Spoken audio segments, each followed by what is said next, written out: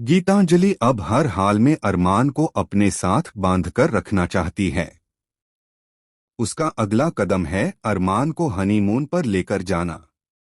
चाहे हालात कितने भी मुश्किल क्यों न हो, चाहे घर में कितनी भी उथल पुथल क्यों न मची हो, गीतांजलि के मन में बस एक ही बात चल रही है, अरमान को अपने करीब करना और उसे अपने प्यार और अधिकार में पूरी तरह से कैद कर लेना। दूसरी ओर विद्या भी गीतांजलि का पूरा साथ दे रही है।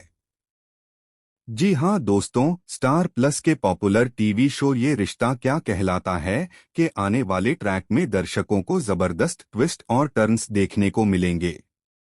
कहानी अब एक नए मोड़ पर पहुंच चुकी है।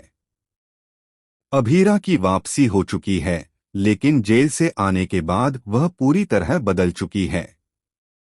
वह सामान्य जिंदगी में ढलने की कोशिश कर रही है, लेकिन उसका दिल और दिमाग अब भी कैद के उन पलों में ही अटका हुआ है।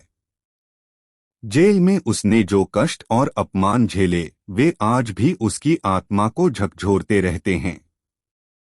परिवार के लोग उसे खुश करने के लिए तरह तरह के स्वादिष्ट व्यंजन बना रहे हैं। हर कोई चाहता है कि अभीरा फिर से मुस्कुराए, फिर से पुराने दिनों की तरह जीवन का आनंद ले।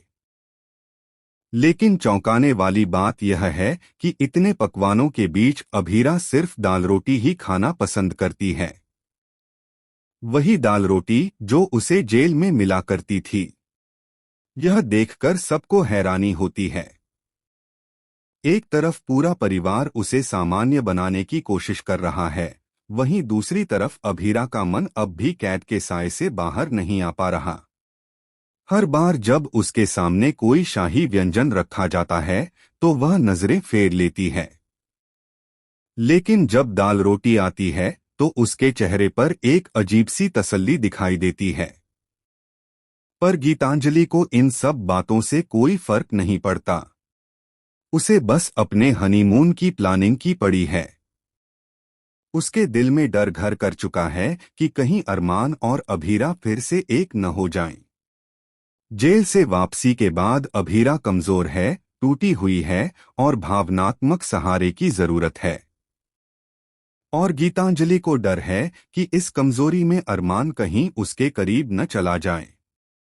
यही वजह है कि वह अरमान को तुरंत हनीमून पर ले जाना चाहती है।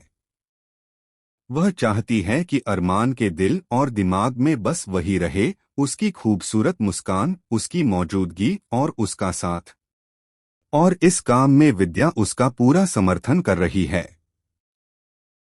विद्या का मानना है कि अरमान और गीतांजलि का रिश्ता जितना मजबूत होगा, उतना ही परिवार को सुकून मिलेगा।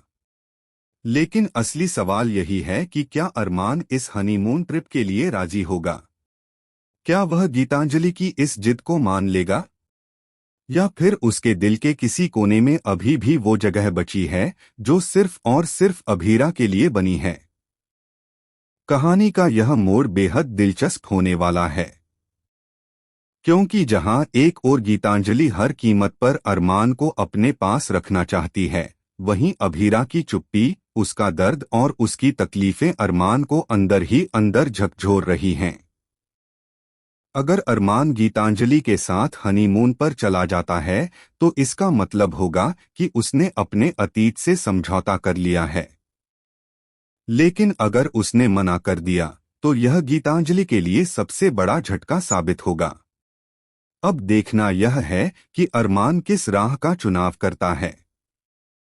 क्या वह गीतांजलि के साथ नई जिंदगी की शुरुआत करेगा, या फिर अभीरा की टूटी हुई दुनिया को संवारने के लिए उसके पास लौट आएगा?